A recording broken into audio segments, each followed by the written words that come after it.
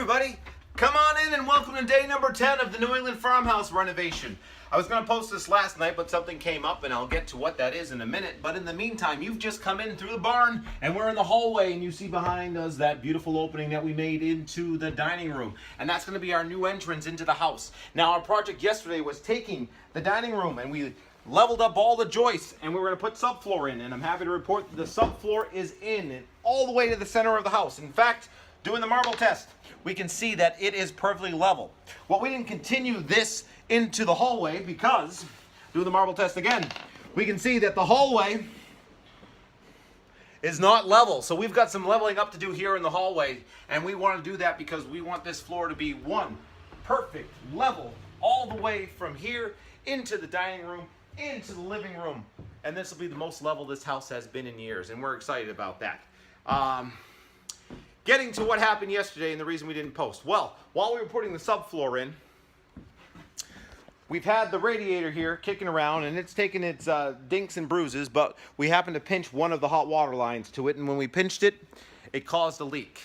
So we had to stop everything we were doing and we had to fix that leak. We've had enough problems with ice dams and frozen pipes that we wanted to have a fully operation heating system. So late yesterday into the evening, that's what we did. We drained the system, we started on some new elbows, and we made some new connections to the PEX joints, and we had to recharge the system, and we had to run it a couple times, make sure that everything was working, and that's why I didn't get an opportunity to post. So I apologize for that. I'm posting today, and it's actually cleanup day and an organization day. And it's cleanup and organization day because we are getting to mobilize. We are getting ready to mobilize on a new project for Colored Spots Creative, and that's going to be the Newton Mudroom. We've been here at the farmhouse for about 30 days, and we've hit a couple of roadblocks and speed bumps, more than a fair share of speed bumps actually, and it's put us a little bit farther behind than we'd actually like to be. But you're always farther behind than you'd ever want to be on a project, and that just happens, particularly when you're dealing with a house of this age. But we had another project that was lined up, and that's the Newton Mudroom, and so that's going to start on Monday. And so we've got to pack the trailer and we've got to mobilize onto that. We're just going to pause the New England Farmhouse for now because the owners of the Newton Mudroom project are going to more than happy to allow me to continue to vlog about it. So I'm going to do that, and I'm going to fill everybody's feed with posts about it because that's a very exciting project, and that's going to be a garage conversion. We're going to convert their garage into a mudroom. Now, this is a 1930s Garrison Colonial. So it's not your typical garage. In fact, it's a very tiny garage. This was designed for the Model T and won't even come close to fitting a modern car.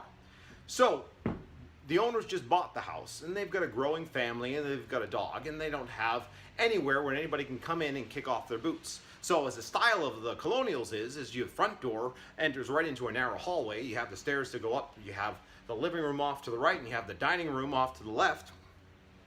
And if there is a second entrance, generally it's right into the kitchen. So that was a very similar problem we had here. It's just very inconvenient to come into the house. You just want a place when you have kids or when you have a pet where you can just make a mess and not be worried about cleaning it.